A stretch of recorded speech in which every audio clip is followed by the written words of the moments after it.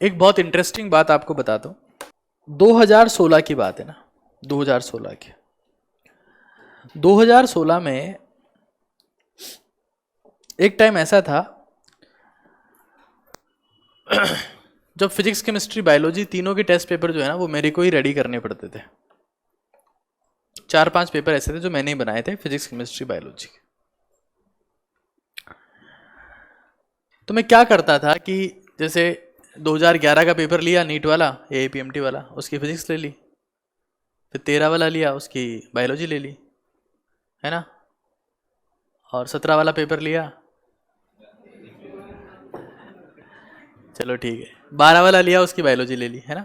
ऐसे करके मिक्स कर दिया सबको। मैं तो चेक कर रहा था कि आप कितने ध्यान से सुन रहे। मिक्स कर दिया ना।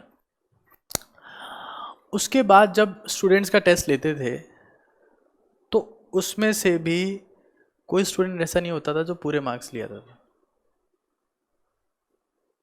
एक भी स्टूडेंट ऐसा नहीं होता था जो पूरे मार्क्स लाता था उसमें। और जिस स्टूडेंट का फर्स्ट रैंक आता था उस टेस्ट में जो मार्क्स आते थे, एक बच्ची थी शबनम, उसका नाम था, अभी SMS में है, तो उसके मार्क्स 610 के आसपास आते थे। आजकल 600 नंबर बहुत कॉमन हो गया भाई, उस वक्त 600 नंबर लाना कोई छोटी मोटी बात नहीं थी। सब मेंटेलिटी का गेम है।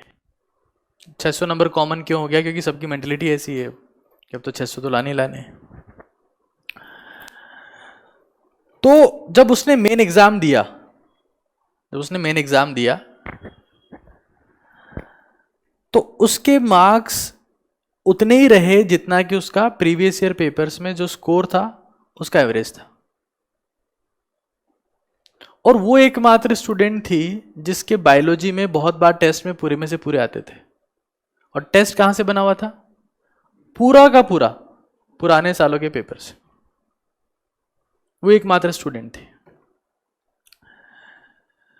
बाकी स्टूडेंट साल भर से तैयारी कर रहे थे, उसके बाद भी कोई ऐसा स्टूडेंट नहीं था जो पूरे में से पूरे ला पाता था। तो एट द एंड क्या हुआ? परफॉर्मेंस उसी की फाइनल एग्जाम में आई जो पहले परफॉर्म कर रही थी। उसके अलावा मेरे एक सीनियर थे, ये बात मैं बहुत बार बताता हूं कि मेरे एक सीनियर थे 2010 बैच से, राम अवतार नाम था उनका। तो वो मुझे कहते थे कि मेरा जो है वो 5वें 6ठे ड्रॉप में सिलेक्शन हुआ, इवन उससे भी ज़्यादा ही कुछ ड्रॉप ईयर्स रहे होंगे, क्योंकि जब वो आए थे कॉलेज में तो वो काउंसलिंग में उनके बच्चे भी उनके साथ में थे।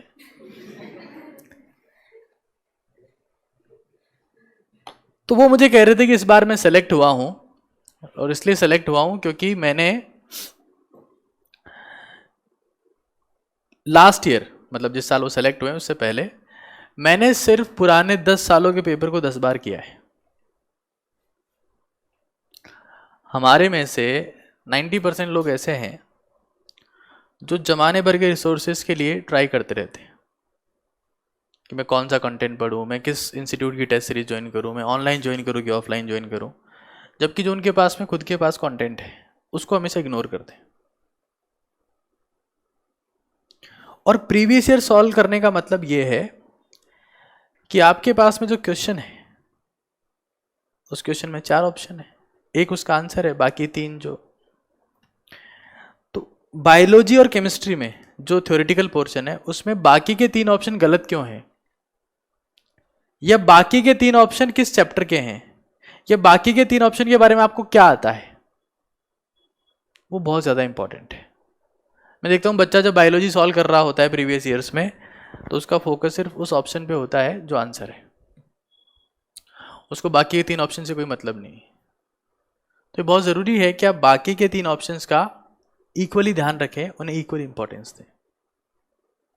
अगर आप उन तीनों ऑप्शंस को भी प्रॉपरली ऑब्जर्व कर रहे हैं, उन्हें प्रॉपरली देख रहे हैं, उनके बारे में भी डेटा इकट्ठा कर रहे हैं, उनके बारे में भी आपको इन्फॉर्मेशन है, आपको पता है कि 3 ऑप्शन गलत क्यों हैं और ये सही क्यों हैं, तो आप इफेक्टिवली पुराने सालों के क्वेश्चन कर रहे हैं।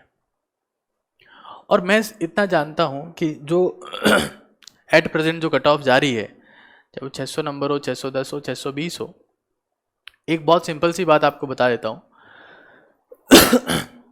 वो सिंपल सी बात यह है कि अगर आप लोग सिर्फ अगर 10 सालों के पेपर हर ऑप्शन को कंसिडर करते हुए अगर सॉल्व करते हैं तो मेरे हिसाब say that is more than enough, जो भी आपका स्कोर है वो अचीव करने के लिए। लेकिन उसमें आपका पूरा मन, तन और धन लग जाना चाहिए कि हाँ मैं ये कर रहा हूँ। आसान काम नहीं है ये, लेकिन ये काम पूरा इसलिए हो सकता है क्योंकि आपको पता है कि आपका एक फिक्स गोल है। 90% स्टूडेंट जो है वो खुद की एफिशिएंसी, अपनी पीक एफिशिएंसी तक क्यों नहीं पहुंच पाते? उन्हें पता ही नहीं होता कि मेरा एट द एंड कितना कंटेंट गोल है। तो कंटेंट स्पेसिफाई करना बहुत ज़रूरी है आपकी मैक्सिमम या पीक परफॉर्मेंस अचीव करने के लिए। वरना आप हमेशा क्या रहते हो, इस कंफ्यूजन में रहते हो, अरे यार इतना सारा पढ़ना है, हटाओ। बात समझ रहे हैं ना आप लोग? कोई भी चीज़ आप छोड़ते कब हो? जब आपको लगता है कि नहीं ये तो मेरे बस का नहीं है। लेकिन इन रियल देखा जाए तो सिलेक्शन हर स्टूडेंट के बस का है अगर वो कंटेंट को स्पेसिफाई कर लेते हैं कि मैं इतना कंटेंट ही पढ़ने वाला हूं। और अगर आपने उतना कंटेंट किया, मान लो आपने लास्ट ईयर एग्जाम दिया तो आपके 250 नंबर आए, लेकिन अब मैं कह रहा हूं कि आप सिर्फ 10 सालों के पेपर करो मन से, हर ऑप्शन को ध्यान में रखते हुए, फिजिक्स केमिस्ट्री बायोलॉजी तीनों में हर कॉन्सेप्ट को समझते हुए। और आपने अब मेरी बात मानी, आपने एग्जाम दिया, तो इस बात की तो गारंटी है कि आप लास्ट टाइम से बहुत बेटर परफॉर्म करोगे। मान लीजिए कि आपने 10 साल के पेपर सॉल्व किए और आप सेलेक्ट नहीं हुए, आपके नंबर आगे रह गए 580 के आसपास या 570 के आसपास, तो पता है क्या होगा? आप में कॉन्फिडेंस होगा कि यार जब मेरा पिछली बार 250 नंबर था, मैं सिर्फ इतना सा पढ़ा, मेरे 580 मार्क्स आ गए, तो मैं सेलेक्ट क्यों नहीं हो सकता? तो सिलेक्शन के लिए बहुत सारे बच्चे क्या करते हैं, वो सोचते हैं कि मेरे 150 नंबर आ रहे हैं टेस्ट सीरीज में, या मेरे 150 नंबर आ रहे हैं लास्ट ईयर के एग्जाम में, अब की बार मैं 650 ले आऊंगा। नहीं आएंगे, बेवकूफ़ी करना बंद करो।